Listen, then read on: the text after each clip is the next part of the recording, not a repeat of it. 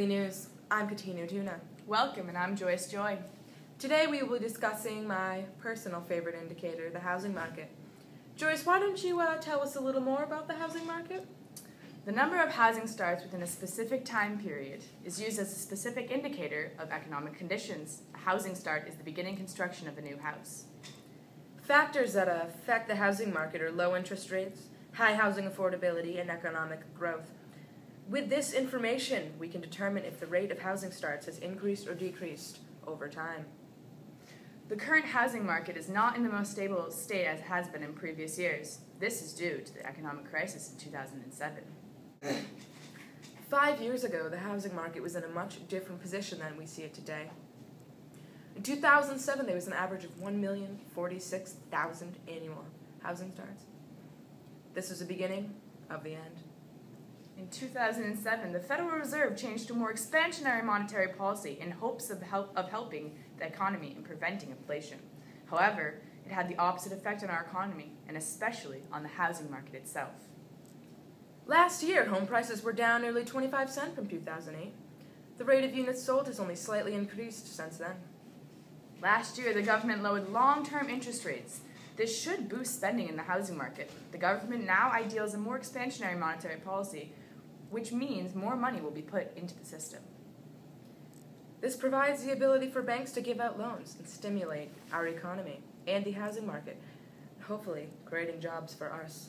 But there is a problem here. There is no interest on any of the money, and it is currently being given to the banks with no charge. Instead of loaning out money to boost our economy, the banks are resolving their own issues, and there's no law stating what they're required to do with this money. Under our current fiscal policy, the government is making an effort to keep taxes low but the flow of money high. To do this, the president plans to cut the deficit by half within the next year, hopefully filtering out waste and unnecessary spending within our budget. The current business cycle is in a state of recovery. It is said that the market needs to continue to drop for another year and then begin to stabilize before rising. This is due to the large 3-year drop after a 6-year period of a booming market. Prices will need to reach a certain low before they become stable once again. After this, America hopes that the market will reach a position higher than boring and will get back on track. Thank you for tuning in to Nightly News. I'm Katina Tuna. And I'm Joyce Joy, where our information is yours. Good night, everyone. Good night, everyone.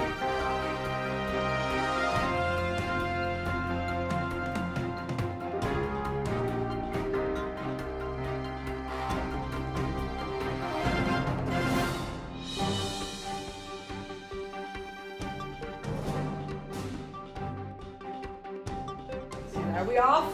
Are we off air? We're good.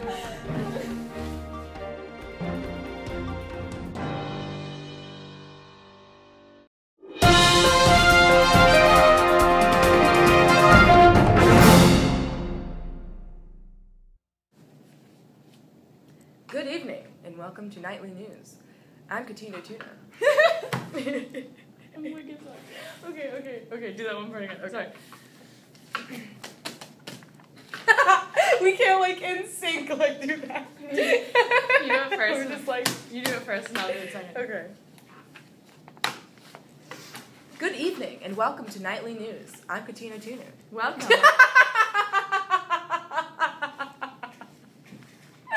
Good evening and welcome to Nightly News. I'm Katina Tuna.